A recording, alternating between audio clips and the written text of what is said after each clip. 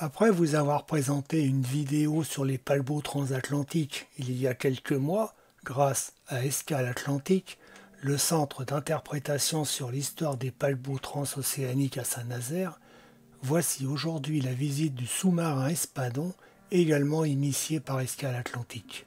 L'Espadon, seul sous-marin amarré à flot que l'on peut visiter en France, doté d'un intérieur d'origine préservée, a rouvert au public depuis juillet 2021.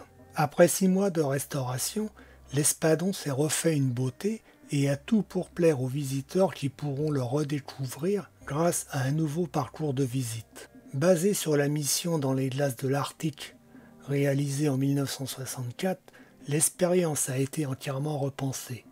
Son et lumière, projection, nouveaux récits, passerelles, pontons flottants et enfin l'exiguïté des espaces intérieurs restaurés. Équipé d'un casque audio guide et grâce à un déclenchement automatique des contenus, le visiteur a les mains libres durant la totalité du parcours et n'a plus qu'à se laisser porter par le commentaire. Après avoir parcouru les quais de l'écluse fortifiée et réglé le son de notre audio guide pour ne pas manquer une miette des explications, nous voilà à quelques mètres de l'Espadon. Une voix nous invite à monter à bord et à vivre l'aventure avec la soixantaine de sous-mariniers. À l'extérieur, c'est énorme. Dedans, c'est tout petit et bien rempli. Lorsque l'on pénètre dans le premier sous-marin français à avoir plongé sous la banquise en 1964, on se rend compte qu'il ne faut pas être claustrophobe ou mesurer plus de 1,95 m. On déambule et en se faufilant d'une salle à l'autre, des infrarouges déclenchent de nouvelles bandes sonores d'ambiance.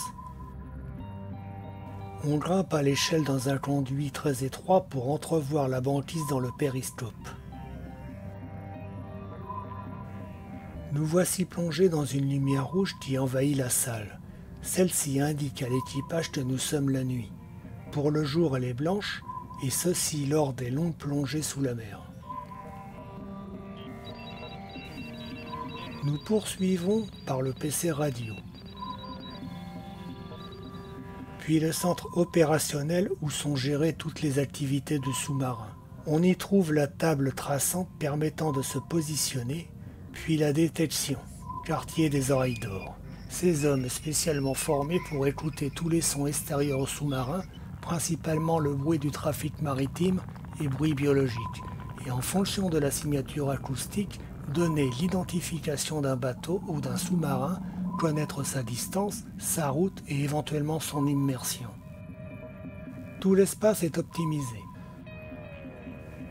À droite, la chambre du commandant qu'on surnomme le Pacha, puis le carré des officiers avec un lit, petit et très étroit, caché par un rideau. Pour l'équipage, il n'y a pas autant de couchettes que d'hommes, seulement 2 pour 3 sous-mariniers.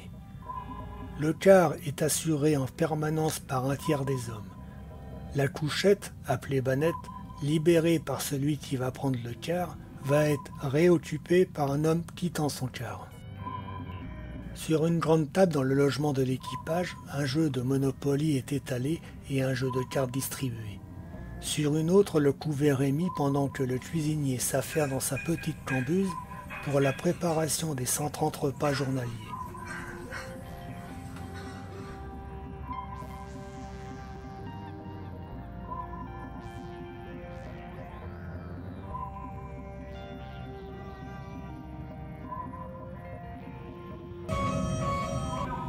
Nous voici dans la salle des torpilles, tout à l'avant du sous-marin. Une sirène retentit, une lumière rouge scintille. On sursaute. Tube 1 paré. Temps de parcours 3 minutes. Gyrodéviation 90 degrés.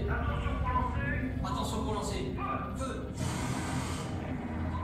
Puis on se dirige vers la sortie. Dernier frisson d'un voyage haut en couleur et en sang, au cœur de l'Espadon.